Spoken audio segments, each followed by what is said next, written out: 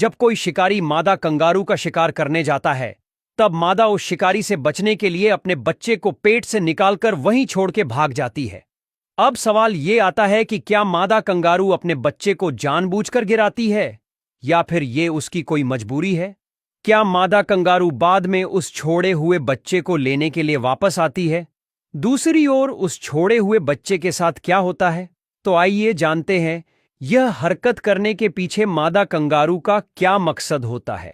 सबसे पहले मादा कंगारू के कुछ सीक्रेट्स जानते हैं जो आपको हिलाकर रख देंगे। इतने बड़े मादा कंगारू की गर्भावस्था सिर्फ 30 से 36 दिन की होती है और 30 से 36 दिनों के बाद मादा सिर्फ एक मूंगफली के समान साइज के 2 सेंटीमीटर लंबे और 1 से 2 ग्राम वजन के एक बच्चे को जन्म देती है।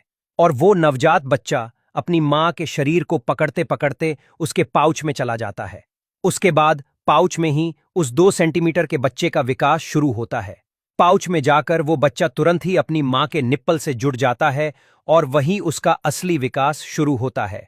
मतलब कि अन्य जानवरों के बच्चे अपनी मां के पेट में विकसित होते हैं, जबकि कंगारू का बच्चा पेट से निकलकर अपने मां के पाउच में बड़ा होता है। लेकिन अब सोचने की बात यह है कि अगर एक बच्चा मादा के पाउच में होता है और मादा दूसरी बार प्रजनन करेगी तो क्या होता है? क्या दूसरा बच्चा पैदा होगा? और क्या दूसरा बच्चा भी मादा के पाउच में रहेगा? दरअसल मादा कंगारू के शरीर में एक अजीब की संरचना होती है जिसके चलते वो दूसरे बच्चे को पैदा होने से रोक सकती है।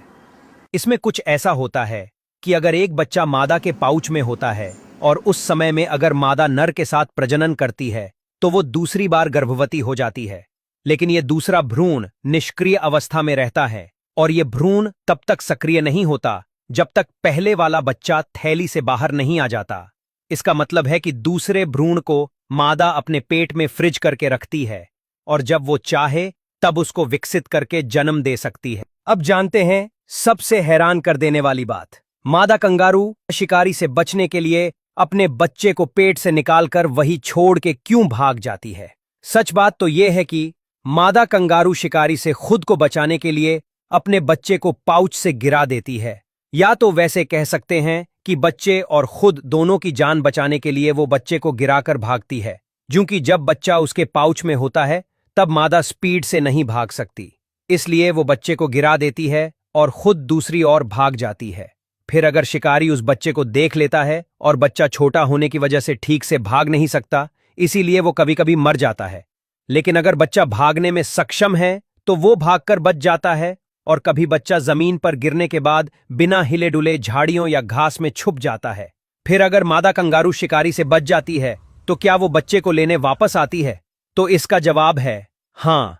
अगर मादा कंगारू बच जाती है और लगता है कि शिकारी दूर जा चुका है तो मां बार बार पीछे मुड़कर देखती है।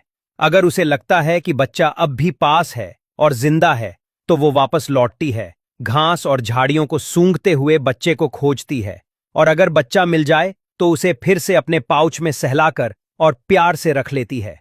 अगर बच्चा मर गया होता है और मादा कंगारू को नहीं मिलता तो बहु दुख और दर्द के साथ उस हादसे को भूलकर मजबूरन आगे बढ़ना पड़ता है।